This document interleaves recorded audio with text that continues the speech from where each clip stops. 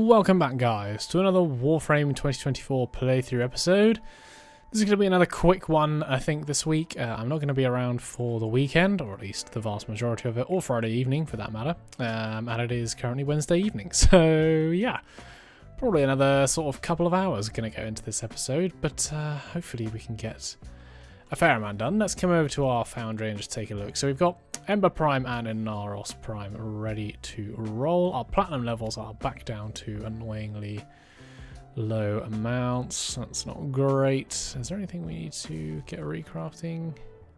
No. I think that's all fine.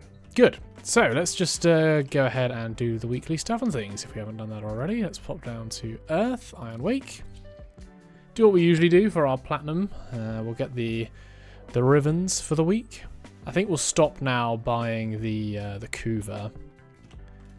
Don't think it's needed right now, and I think we can get more out of making sure we can get as many Riven mods as possible. So let's grab this. Melee Riven. And a pistol Riven. Okay, two not bad ones. Let's see what they bring us. Alright, so Riven mods. We've got a pistol. Let's see what that is. Sustain a 6 times melee combo multiplier for 30 seconds with a bleeding dragon key equipped. That should be pretty easy. And then the melee one. Get the killing blow on 6 sentience. It's not nighttime right now, and I'm not going to be around when it's nighttime. I'm just going to use that now. Okina. Interesting.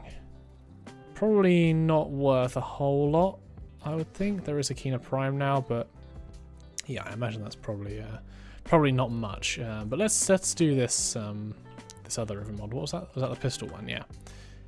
So we'll go ahead. Whoops! I hate it when I do that. Let's grab our Cora Farm. That's probably the best way to do this, and we will throw on just a random secondary here. Let's do the Athodai and pistol Riven mod, and then we just need to put on our bleeding dragon key. There we go, bleeding. And then let's get to work. So we'll pop down to, let's put down to Uranus for this and go to Ophelia, why not? We'll do it on Steel Path. Hopefully we can find the room we need. It's strange that they're not shooting me from further away. Okay, there we go. I'm not gonna bother getting the rewards for that. Let's just get out.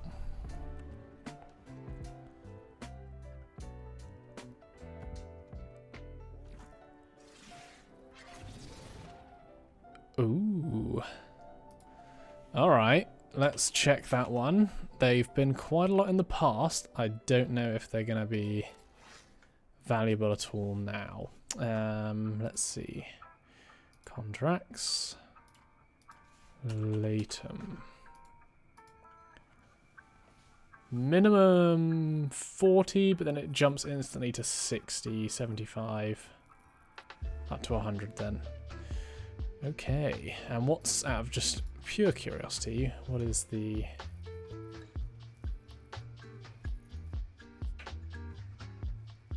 Okay, so negative crit chance ones are obviously better.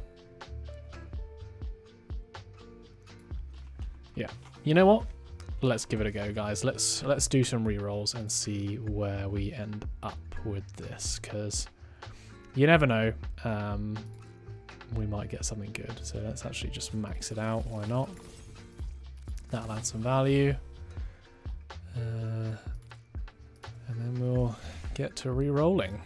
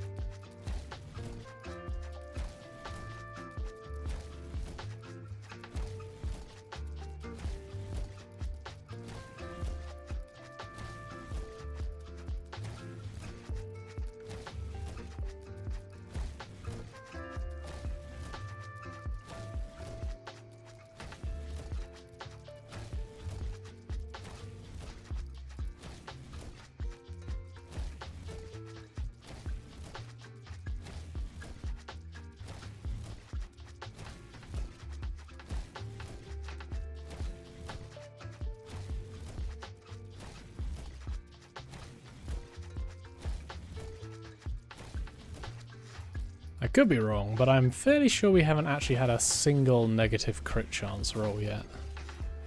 Had a lot of negative multi-shot rolls, but yeah, no negative crit yet. And the current roll we're on is a bit meh. No negative double stat. Multi-shot and fire rate is quite nice on the Laetum, but it's not ideal. We've got a few more rolls to go here. I think 12 more rolls and then we'll be out of Kuva.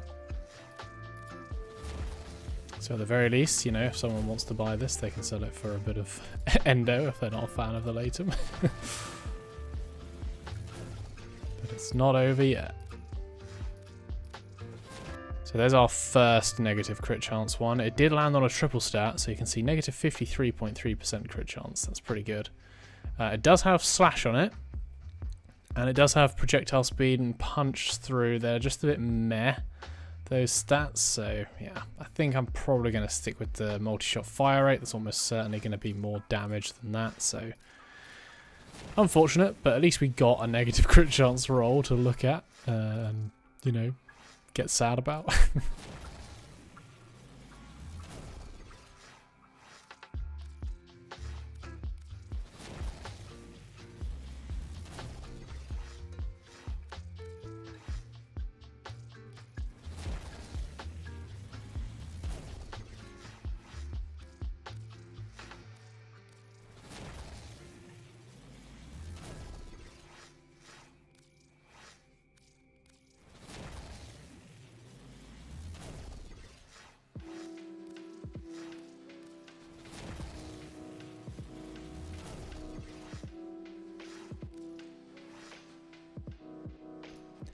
Alright, so yeah, this is what we ended up with after 52 rerolls. It's not the best in the world, like we said, but I think it might make it a bit easier to sell, so we'll throw that up, probably for a bit more than, you know, the base values on here. Just from a quick glance, these ones are kind of selling for up to 150 to 200 plat for the sort of multi-shot fire rate ones, so yeah, I think we can probably at least get that out of it. So let's try. Alright guys, so I'm just doing some invasion missions right here. Oh, I'm getting very stuck apparently. And then we will probably move on to just, yeah, farming platinum. Probably on Deimos maybe, I think. Just setting off parts while also gathering the Deimos resources we're going to need for some of our weapons. Oh, I'm still running Bleeding Dragon Key. I should take that off. And then, yeah, we are tight for time this episode, so what I also want to do, just to kind of pad things out, is I want to just spend a bit of time talking about what's going to come up in 2025 after this series concludes. So for those of you who kind of missed previous episodes where I talked about, you know, what's coming in the future, essentially we're going to run this series up to the end of 2024 regardless of what rank we hit. That's mainly, you know, originally I wanted to get to max rank, which was looking possible earlier on in the year, but then obviously, yeah, life things happened and it no longer became possible. So we're going to do our very best to get to MR30, but, you know, failing that, we will still end this series at the end of the year. So that's where this is going to conclude. And what I'll do, I'll finish up here and then we will just have a quick discussion back in the orbiter about what is to come. So yeah, I will see you guys in a second. Okay, so what is coming for 2025? If you don't want to listen to me ramble for the next, you know, 4 or 5 minutes, then obviously by all means do skip ahead. But I thought it'd be interesting just to kind of outline where we're going to be going and what we're going to be doing. So in December, we're going to have 1999 get released, I believe. And we will endeavour to do that on this account as part of this playthrough. It might well be one of the kind of final episodes. I envisage releasing the final episode on this playthrough, regardless of where we get to in rank. Probably in the first week of January, if not the second week of January. And that will round things up and just tie it off. And then we will probably never come back to this account again, to be honest. It might just sit here and gather dust, because yeah, this is my 4th playthrough, for those of you who don't know. All the other ones I did, I got to the max rank, you know, that was available at the time. I did them. So my Warframe Done Efficiently playthrough that we did last time. That's Legendary 3. My main account, that's now Legendary 1. I never took it further than that. I stopped playing on that, I think, in 2019 or 2020. Can't quite remember now. So yeah, the new 2025 playthrough, and there will be a new 2025 playthrough, we'll take a slightly different approach to what we have been doing for the past playthroughs. And instead of doing things largely solo, as I've been kind of putting an onus on, we are going to be utilising the clan that I made in the last playthrough, so my Warframe Done Efficiently clan. It's been gathering a bit of dust, I must admit, so I'm going to try and kind of revitalise that.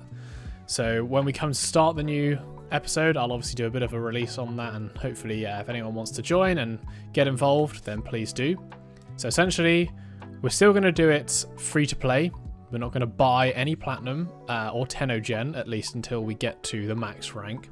But we are going to utilise all of the tools available to us as a new Tenno, rather than just restricting ourselves to playing solo as much as possible. Because I think that's what hinders our progress a lot in these playthroughs. I know I'm trying to be as pragmatic about it as possible, because I understand that and appreciate that a lot of players who come to Warframe perhaps don't even have like the best internet access in the world, and they struggle to play in squads, or they get frustrated, or people get frustrated with them. So yeah, that's why I try to do it solo.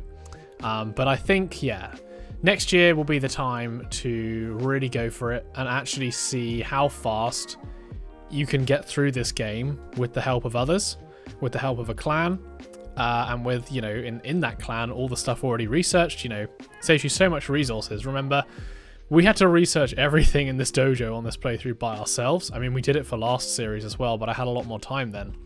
So we're going to cut all of that out, which will save us hours and hours and hours. You know, if you think about the HEMA alone, 5,000 mutagen samples, I think that took us about 5 or 6 hours just for that item. So that's how much time you end up saving by joining a clan.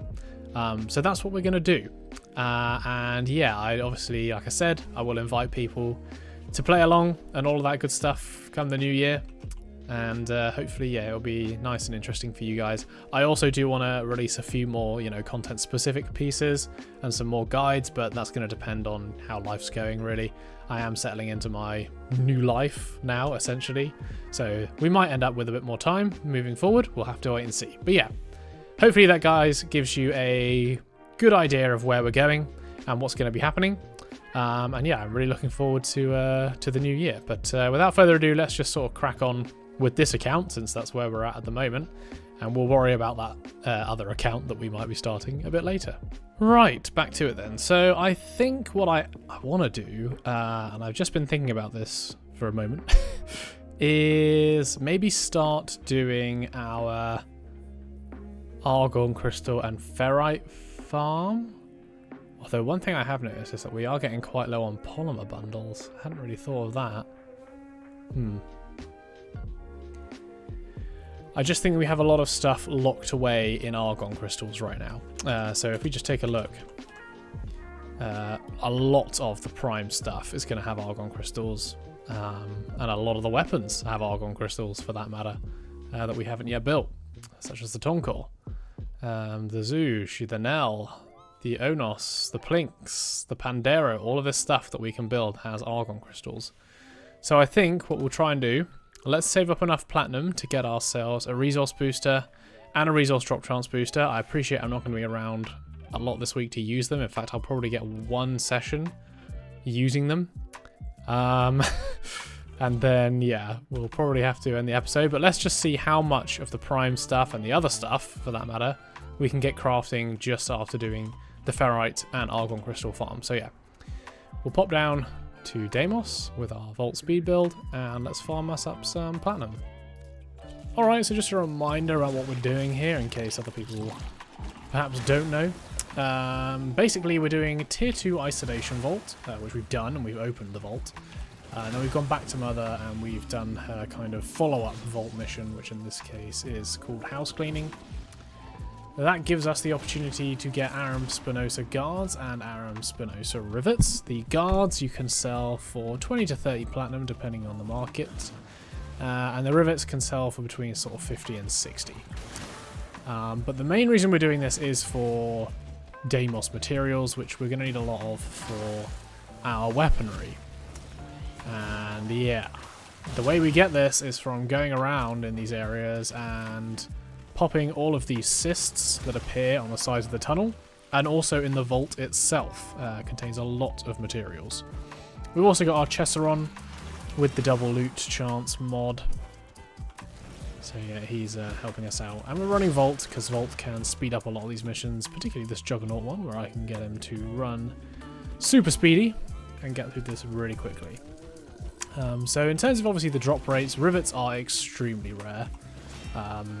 They are not, you know, they're worth a lot less than the time it takes to farm them. Let's put it that way. Rivets are worth an okay amount. They're not the best, but they're okay. So this is really just kind of a good way to farm materials alongside potentially a bit of platinum. And it's really not a fast way. Like if I measure myself earning platinum doing this, it's not as much as other methods like opening relics or potentially even Eidolon hunting now. I know the arcane prices are starting to go back up slowly but surely. And we might well get into that again at some point, but yeah, for now, since we need Deimos resources, this is what we're doing. Right guys, I know this has been a short one, but yeah, I have actually run out of time for this week. I do have up for sale another rivet and a guard, so that should bring us up to about 120 hopefully once those sell off. They do take a while sometimes to sell, they're not in high demand. But yeah, then next episode we can do what we were going to do and start farming up all of the ferrite and the argon crystals we're going to need. I think I'm going to need a ton more polymer bundles as well, actually, because I've noticed I'm running low on those. Might have used that for something else, unfortunately. But yeah, our collection of stuff we can rank up is slowly building again. And I'm hoping, yeah, once we get the ferrite and the argon in the bag, we can then make another big dash for MR30. So that'll probably be next episode. Ooh. There we go. That's one sold off. But anyway, guys, I'm going to have to end the episode here. So if you did like it, please leave a like and subscribe, and I will catch you in the next one, guys. I'll see you later.